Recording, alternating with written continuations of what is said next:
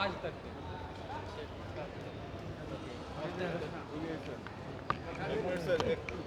आराम से सर, देश के प्रधानमंत्री नरेंद्र मोदी जी कार्यकाल सबसे ज्यादा करने वाले पहले नेता बन गए हैं। सर, क्या कहेंगे?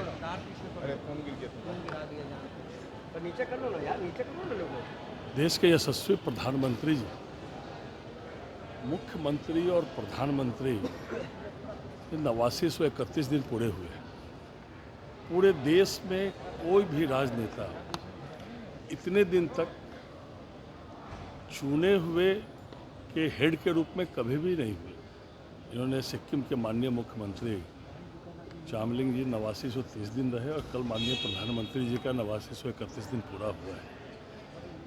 उन्होंने शुचिता का जीवन के साथ साथ पूरे देश का जो विकास किया है, आज भारत विश्व के चौथे नंबर पर आर्थिक महाशक्ति बना, चौथे नंबर पर सैन्य महाशक्ति बना और विश्व के सबसे लोकप्रिय नेता के रूप में माननीय प्रधानमंत्री जी कितने भी स्वतंत्र रूप से कितने भी पूरे विश्व में रेटिंग हुए हो, उसमें सबसे ज़्यादा माननीय प्रधानमंत्री जी की लोकप्रियता है। ये दूसरे नंबर पर जो भी रहते हैं वो बहुत नीचे रहते हैं।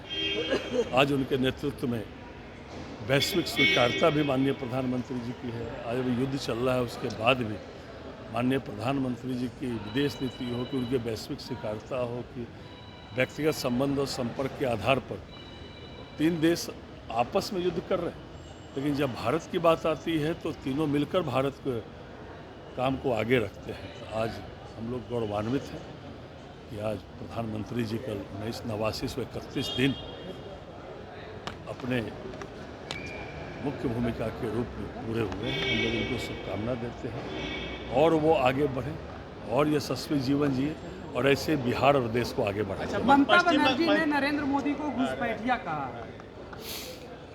ममता बनर्जी जी की जो अहंकारवादी नीति है या उनकी जो संप्रदायवादी नीति है, ये उनके व्यवहार से ऐसा झलकता है कि उनको महसूस होने लगा है कि वो अब बंगाल से जाने वाली है। जैसे उनकी भाषा निकल रही है, जैसा उनका व्यवहार हो रहा है, जैसे उनके शब्दों में अहंकारवादी नीतियाँ हो रही है, जैसे उन्होंने संवैधानिक संस्थाओं पर ईडी के काम में पहली बार कोई मुख्यमंत्री जाकर हस्तक्षेप किए। आज देश के सर्वोच्च संवैधानिक बैठिए महामहिम राष्ट्रपति जी का जिसे उन्होंने अपमान किया, वो साफ झलक रहा है कि उनको भी महसूस होने लगा है कि वो अब बंगाल में पुनः नहीं आने वाली है।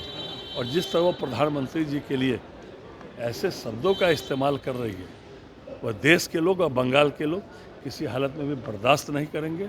5 मई को जो परिणाम आने वाला है, चारों जो उनको पहले से महसूस हो रहा है, ममता बनर्जी जाने वाली है। सर, जिस तरह से बंगाल में पत्थरबाजी की घटना हुई है, उसको लेकर विपक्ष कह रहा है कि केंद्र प्रायोजित